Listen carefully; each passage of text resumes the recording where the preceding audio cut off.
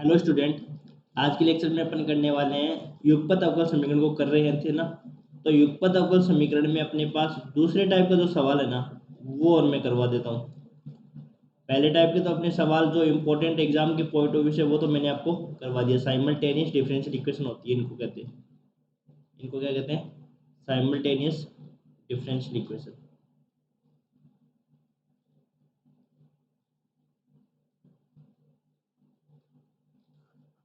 Simultaneous differential equation, युगपत अवकल समीकरण। इसमें आपके दो ही टाइप के सवाल बनते हैं। कौन कौन से दोनों टाइप के? एक तो मैंने आपको करवा दिया था, ठीक है। अब आपका अपन कर रहे हैं टाइप 2 के सवाल। और टाइप 2 के सवाल आपको ये भी एग्जाम में पूछा जा सकता है। हो सकता है कि अथवा में आ जाए, हो सकता है ये अलग से भी आ जाए, ठीक है। तो इस सवाल इसमें अपन 2 3 4 सवाल ही करेंगे और सारे सवाल आप खुद कर सकते हो। एक टाइप यदि समझ में आ गया ना तो आप कर सकते हो सारे सवाल इसमें। एग्जाम्पल 1 से स्टार्ट करता हूँ मैं, क्योंकि इसमें एग्जाम्पल से मैं आपको चीज़ें समझा सकता हूँ। ये लिखा हुआ आएगा ACDX। तो या पहले डेफिनेशन लिख लो युगपत अवकल समीकरण की। लिखना चाहो तो कोई दिक्कत नहीं है, छोड़ो रहने दो डेफिनेशन, सीधे एग्जाम्पल पे चलते हैं। dx upon dt 7x plus y equal to 0। और एक दूसरी समीकरण अपने पास है dy अपॉन में dt minus 2x minus 5y equal to 0। इन दोनों समीकरणों से क्या करना है अपने को? सोल्व का मतलब होता है dx upon d t minus 7x plus y equal to 0, dy upon d t minus 2x minus 5y equal to 0। अपने को क्या करना है? सोल्व करना है। इनको सोल्व करने का मतलब है यहाँ से अपने को x की और y की दोनों की वैल्यू निकालनी है। किसकी निकालनी है?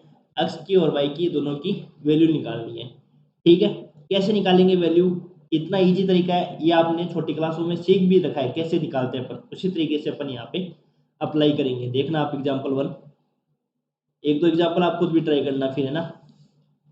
देखो डी अपॉन डी टी को अपन क्या लिखेंगे? डी लिखेंगे।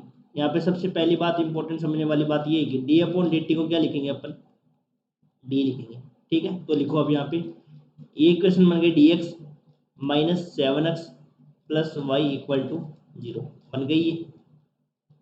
बन गई ना। अब यदि इसको थोड़ा सा मैं सिंप्लीफाई करूँ, कैसे? x कॉमन आ गया, डी माइनस 7 और प्लस का y इक्वल टू 0। दूसरे समीकरण को इसको लिखो अब d y minus 2x minus 5y equal to 0। अब इन दोनों में से कॉमन आ गया क्या? y कॉमन आ गया, d minus 5y minus 2x equal to 0। ये बन गई। यदि मैं इसको सिस्टमेटिक तरीके से लिखूँ तो कैसे लिखूंगा बताओ? इसको एक नहीं देता हूँ, इसको देता हूँ एक। इसको यदि मैं सिस्टमेटिक तरीके से लिखूँ तो देखो x को पहले लिख देता हूँ और y को मैं बाद में लिख देता हूँ। ये बन गई दूसरी समीकरण। तो अपने पास कितनी समीकरण मिल गई? दो समीकरण मिल गई। एक तो x d minus 7 plus y equal to 0, एक समीकरण ही हो गई। और एक समीकरण ही हो गई minus 2x plus y d minus 5 equal to 0। ये दो समीकरण मिल गई। अब इन दो समीकरणों से आप कैसे सोल्व करते थे छोटी क्लास में? 10th क्लास में आप कैसे सोल्व करते थे बताओ? एक्स और वाई का मान विलोपन विधि का यूज करते थे। विलोपन विधि में क्या करते थे कि x का गुणांक बराबर कर लेते थे और फिर अपन उसको क्या कर देते? हटा देते थे। विलोपन विधि में यही तो आपने पढ़ा था कि विलोपन विधि में क्या करना था? x के गुणांक को हटा देते और y का मान निकाल देते थे। फिर अपन किसी भी समीकरण में y का मान रखकर x का मान निकाल लेते हैं। तो यही विधि अपन यूज करेंगे, ठीक है। तो देखो आगे वाले पेज पे चलते हैं। टू फाइंड x की वैल्यू निकालनी है अपने को।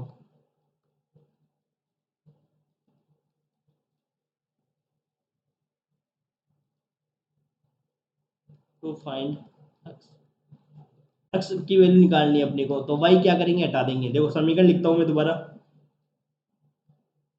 ये अपने पास ये समीकरण थी x d minus 7 y equal to 0। और दूसरी समीकरण थी माइनस का 2x प्लस डी माइनस का 5y इक्वल टू 0। ये समीकरण थी अपने पास, थी ना। अब बताओ इसमें से मेरे को x को नहीं हटाना है, x का तो मान निकालना है, y को हटाना है। तो यहाँ पे देखो माइनस वाई है, यहाँ पे डी माइनस 5 है। यदि मैं इसको किससे गुणा कर दूं? डी माइनस 5 से गुणा कर दूं और इसको किससे गुणा कर दूं? 1 से गुणा कर दूं।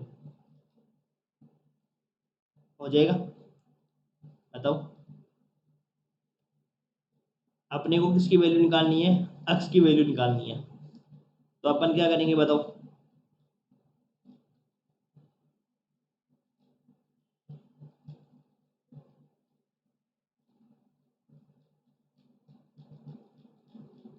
इसको d-5 से गुणा कर देंगे और इसको 1 से कर देंगे। तो कर दो इसको। देखो ये हो जाएगा d-5 d-7y minus d-5y equal to 0। ये आपको इजी से क्वेश्चन ही है, ठीक है। देखो इसको 1 से कर दिया, माइनस का 2x और ये हो गया प्लस का d-5y इक्वल टू। अब क्या किया? देखो अब जोड़ दो, ये वाला पद कैंसिल आउट हो गया, ये बच गया अपने पास। तो इनमें कॉमन क्या गया x, तो ये बच गया d-5 d-7 और ये हो गया माइनस का 2x इक्वल टू 0। इसको सोल्व कर दो। d² minus 12d plus 35 minus 2x equal to 0, ठीक है। ये हो गया। तो इसको सोल्व करेंगे तो ये हो जाएगा d² माइनस का 12d और ये हो गया 35। यहाँ पे कितना हो जाएगा? माइनस का 2 आएगा यहाँ पे। साइन चेंज करने की जरूरत है क्या? यहाँ पे y क्या था? y प्लस था क्या? एक बार चेक करते हैं। यहाँ पे y प्लस का था ना, यहाँ पे y प्लस का था, यहाँ पे y प्लस का ही था। तो चिन्ह चेंज करना पड़ेगा, ये प्लस करना पड़ेगा, ये माइनस करना पड़ेगा, तब ये हो जाएगा प्लस का 2 और प्लस 2 होते ये हो जाएगा 37 x इक्वल टू 0, ठीक है। अब ये समीकरण कैसे बन गई? अचर गुणांकों वाली बन गई, जो कि बस इसमें तो क्या करना है आपको? CF निकालना है और CF निकालेंगे वो इसका x का सॉल्यूशन हो गया। निकालो CF। तो एक्चुअली इक्वेशन लिखते हैं इसकी, d की जगह m लिख दो, m² minus 12m plus 37 equal to 0। निकालो m की वैल्यू, यहाँ से d के बराबर m लिख दिया। m² माइनस m बराबर क्या हो जाएगा? देखो प्लस ये 144 माइनस 4 इंटू 1 इंटू 37 अपॉन में 2। तो m बराबर क्या हो गया अपने पास? 12 प्लस 144 माइनस 148 बटा 2। m बराबर ये हो जाएगा 4, तो ये हो जाएगा 2।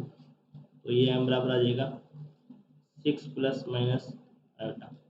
तो CF या x बराबर क्या हो जाएगा अपने पास? e की पावर t में है ना, वेरिएबल देखो यहाँ पे dy अपॉन में dt है, d अपॉन में है ना, तो ये t में आपका आंसर निकलेगा इसका e की power 6t c1 cos t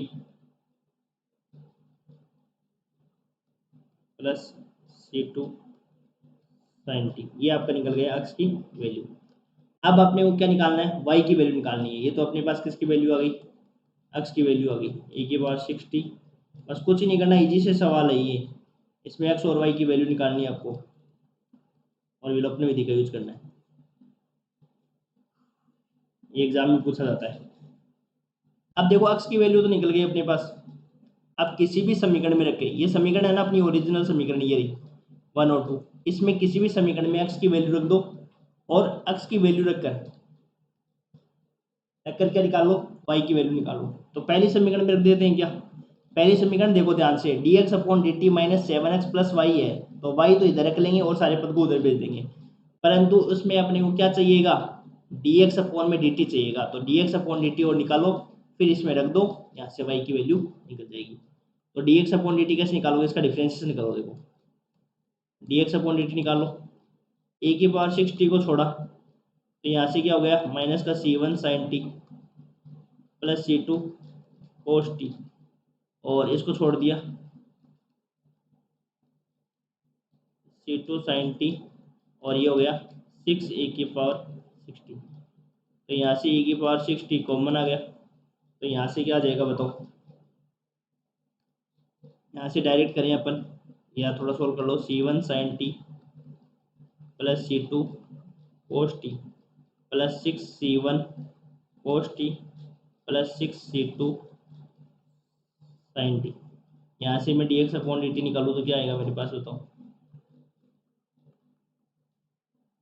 e⁻60, तो देखो C1 cos t, ये C1 sin t है ना, और प्लस 6C2 cos t, तो इन दोनों में क्या कॉमन आ जाएगा बताओ आप। 6C2 minus C1, 6C2 minus C1 sin t, और उन दोनों में कॉमन क्या आ जाएगा 6C2 plus C1 cos t, ये आ गया। ठीक है, अब इस समीकरण में वैल्यू रख दो। देखो किस समीकरण में, इसमें dx/dt minus 7x plus y equal to 0, इसमें वैल्यू रख दो उठा के। यहाँ से मैं यदि y की वैल्यू निकालूंगा तो क्या आ जाएगा मेरे पास बताओ, 7x माइनस dx/dt। तो यहाँ से y की वैल्यू क्या आ जाएगी 7, x के स्थान पर तो x ही रहेगा, x के स्थान पर सॉल्यूशन लिख दो। देखो जो ये सॉल्यूशन आया था ना e⁻ct, ये था ना x की value, C1 cos t plus C2 sin t।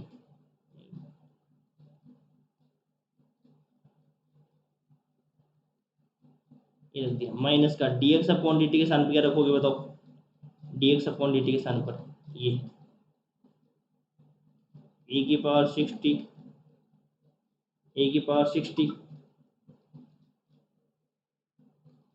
6C2 minus C1 sin t plus 6C2 plus C1 cos t, ये हो गया। ठीक है, तो अब सॉल्यूशन निकल जाएगा इसका। इन दोनों में कॉमन क्या गया, e⁻60 कॉमन, तो ये हो गया 7C1 cos t। ये तो आप खुद भी सिंप्लीफाई कर सकते हो, C2 sin t minus minus को मल्टीप्लाई कर दो, माइनस 6C2 sin t, और ये प्लस हो जाएगा C1 sin t minus 6C2 cos t minus C1 cos t। ठीक है, अब आंसर निकल जाएगा अपना e⁻60 कॉमन आ गया, इसको सिंप्लीफाई कर लो। 7C1 cos t और ये 6C2 cos t कितना हो जाएगा, और एक ये रहा, ये तो कैंसिल आउट हो जाएंगे सारे। नहीं नहीं कांस्टेंट कैसे, ये तो ये इसके साथ नहीं आएगा, ये तो कॉन्स्ट, ये C2 है और उसमें C1 है, तो 7C1 cos t और 6C1 cos t, ये C1 cos t कितना हो गया 6 हो गया ना, 6। या ऐसे करो, देखो cos t कॉमन आ गया इनमें से, 7C1 minus 6C2 minus C1, ये हो गया, और cos t है नहीं। आगे वाले में क्या आ जाएगा, sin t कॉमन ले लो, sin t में क्या कॉमन आ जाएगा 7C2 minus 6C2 plus C1, तो यहाँ से आंसर आ जाएगा e⁻60।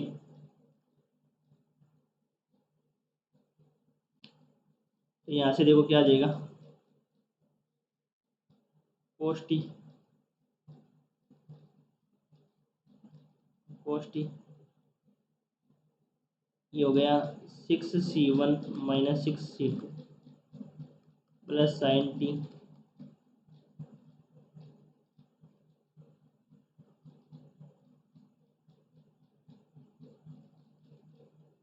7C2 माइनस 6 2 कितना हो जाएगा C2 हो जाएगा प्लस C1, तो यहाँ पे आ जाएगा साइन में, तो ये आ जाएगा 7x भी तो था साथ में, 7 से मल्टीप्लाई कर दिया था इसको। ठीक है कर दिया, तो ये आ जाएगा e⁻60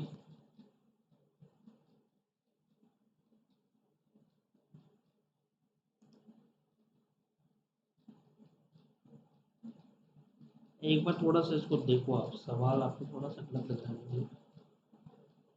6c2 माइनस c1।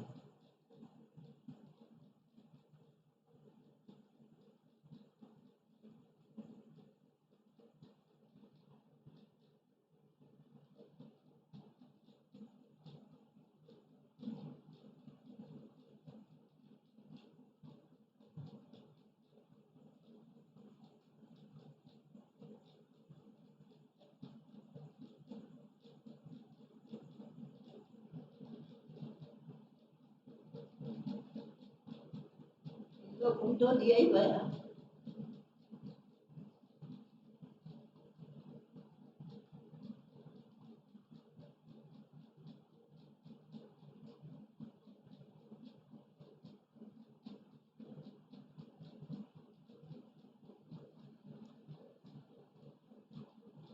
ये कांस्टेंट में क्या हो रहा है, गड़बड़ आ रही है क्या?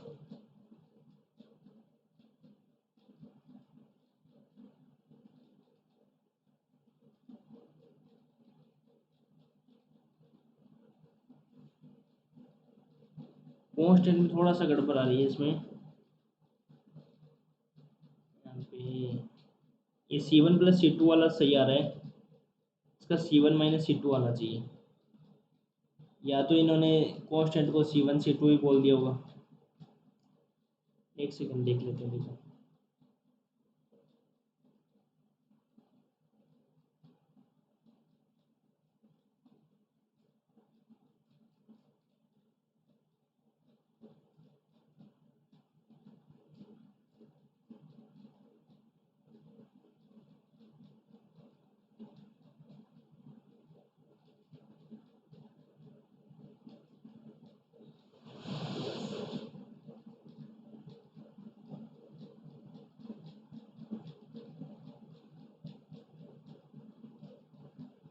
एक सेकंड, कांस्टेंट पीछे वाले में देखते हैं, कांस्टेंट में गड़बड़ आ सकती है। कोष्ट 6c1 प्लस c2 है कोस में,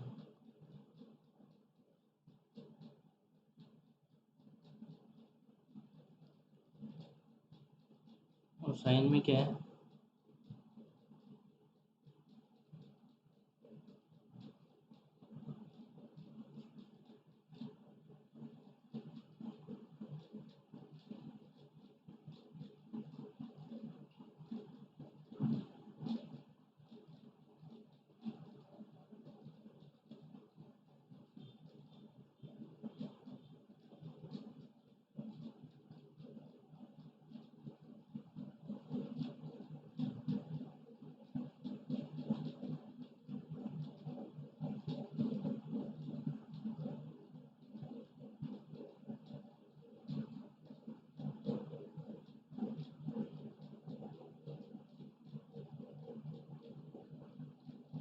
एक सेकंड रुको, यहाँ पे अपन ने सवाल थोड़ा सा लिख दिया गलत है। 6, इसमें देखो कोष्ट टी कॉमन आ गया, 6c1 प्लस c2 आएगा ना, 6c1 यहाँ पे हमने गलत लिख दिया, ये गलत लिख दिया, ये गलत लिख दिया, अब सही है। और तो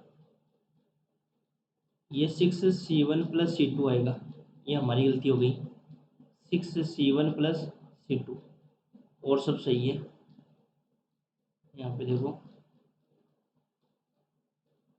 6c1, ये c2 प्लस का आएगा, तो यहाँ से हो जाएगा कोस टी वाले में देखना है, तो 6c1 माइनस c2 आएगा।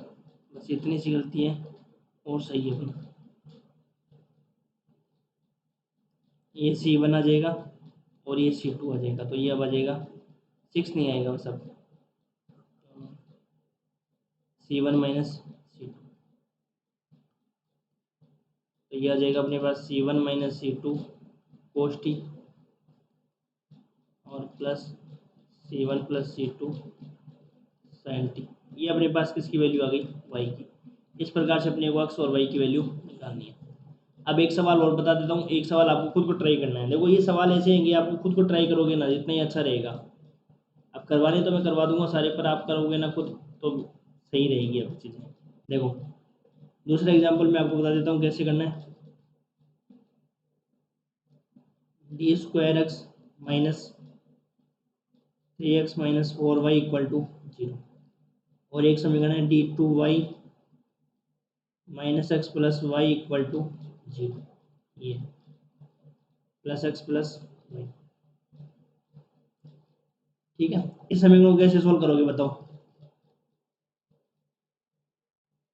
D square minus 3x minus का 4y इक्वल टू 0, एक समीकरण तो ये बन गई। यहाँ पे तो x हो गया और यहाँ पे क्या बन गया, ये d square plus 1y equal to 0। एक वेरिएबल को हटा दो, मैंने मान लो x को हटा दिया पहले। अब कोई जरूरी नहीं कि भाई आप सोचो कि सर y को हटा देते हैं, पहले x को हटा दो, कैसी कैसी को हटा दो, कोई दिक्कत नहीं है। x की वैल्यू निकालना चाहो तो x की वैल्यू निकाल लो, y की वैल्यू निकालना चाहो तो y की निकाल लो, किसी की भी आप वैल्यू निकाल सकते हो, उससे आपको कोई प्रॉब्लम नहीं है। ठीक है, और x की निकालना चाहो तो x की निकाल लो। तो x की निकालना चाहते हो तो मैं इसको गुणा कैसे करूँगा बताओ, डी स्क्वायर प्लस 1 से गुणा करूँगा, और इसको किसे गुणा करूँगा, इसको 4 से गुणा करूँगा। तो ये हो जाएगा D square plus 1 D square minus का 3 एक्स हो गया, और ये हो गया 4 d square plus 1 y equal to 0। इसको 4 से गुणा कर दो, 4x plus 4 d square plus 1 y equal to 0।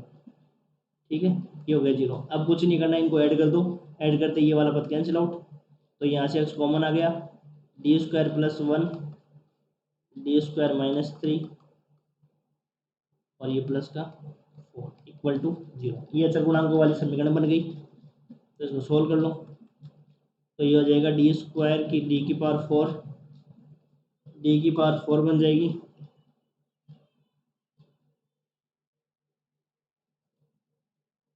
Minus का 3 डी स्क्वायर, और ये हो जाएगा डी स्क्वायर माइनस का 3 प्लस का 4 इक्वल टू 0। तो ये बनेगा डी की पावर 4 माइनस 2 डी स्क्वायर, और ये हो जाएगा प्लस का 1, और ये हो गया x, जो कि अचरगुणांकों वाली समीकरण है।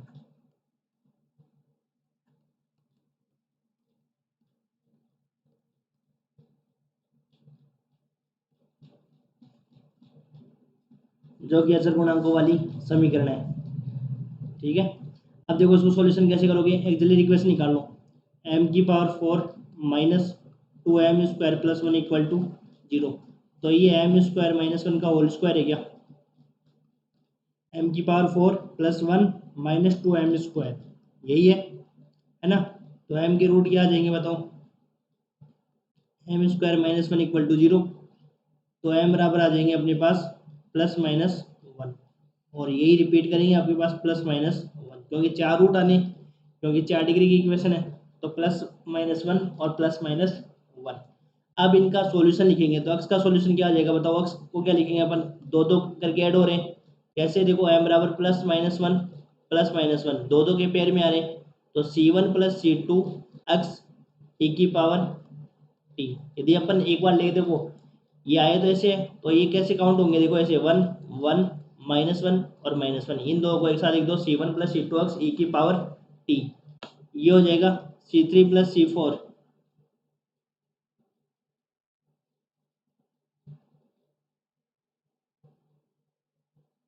प्लस c4 e की पावर माइनस t। ठीक है, ये आपका आंसर हो गया, ये आपकी x की वैल्यू हो गई। अब आपको y की वैल्यू आपको खुद को निकालनी है, और वो आपको खुद को निकालनी है घर पे। और उसको निकालने के लिए देखो किस समीकरण में रखोगे आप, आपकी इच्छा है वो समीकरण में रख दो, लेकिन जिसमें कम मेहनत हो वो वाली समीकरण में रखा करो।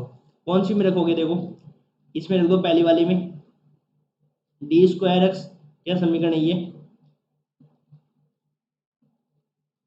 डी स्क्वायर माइनस 3x और माइनस का 4y इक्वल टू 0, ये समीकरण है। तो यहाँ से अपन यदि y की वैल्यू निकाले तो क्या आएगी बताओ, डी स्क्वायर माइनस का 3x, और यहाँ से y की वैल्यू हो जाएगी डी स्क्वायर माइनस का 3 x अपॉन में 4। ये वैल्यू चाहिएगी अपने को। अब अपने को क्या क्या चाहिए इसके अंदर, ये देखो y इक्वल टू 1/4 तो कांस्टेंट है, ये तो बाहर आ जाएगा, डी स्क्वायर एक्स चाहिएगा, और माइनस का क्या चाहिएगा 3x चाहिएगा। तो डी स्क्वायर एक्स कैसे निकालोगे? देखो एक्स की वैल्यू अपने पास क्या आई है, C1 प्लस C2। ये सवाल भी एग्जाम में पूछ लिया जाता है, अथवा में पूछ लिया जाता है। मान लो कभी हो सकता है कि आपको लाग्रांज वाले सवाल को सोल्व करना नहीं आया, तो आप इस सवाल को रेफर कर सकते हो। इजी सा सवाल होता है ये, बस थोड़ी सी कैलकुलेशन इसकी लेंथी होती है। तो डी स्क्वायर एक्स का मतलब एक बार डिफ्रेंसिएशन, ये तो हो जाएगा डी एक्स, और डी टू एक्स का मतलब होता है d two x upon d t two. दोबारा डिफ्रेंसिएशन करना है, बस ये 2 बार डिफ्रेंसिएशन करना है इसका, और उठा के यहाँ पे वैल्यू पुट करनी है, फिर 3 और एक्स को मल्टीप्लाई करना है, यहाँ से अपने को वाई की वैल्यू निकल जाएगी। ये आपको करना है खुद को, ठीक है। और वाई की वैल्यू इसमें निकाल के दिखा रखी है, वो वाई की वैल्यू आपको आनी चाहिए। अगले लेक्चर में अपन इसके 2-3 सवाल और करेंगे, ठीक है। Thank you.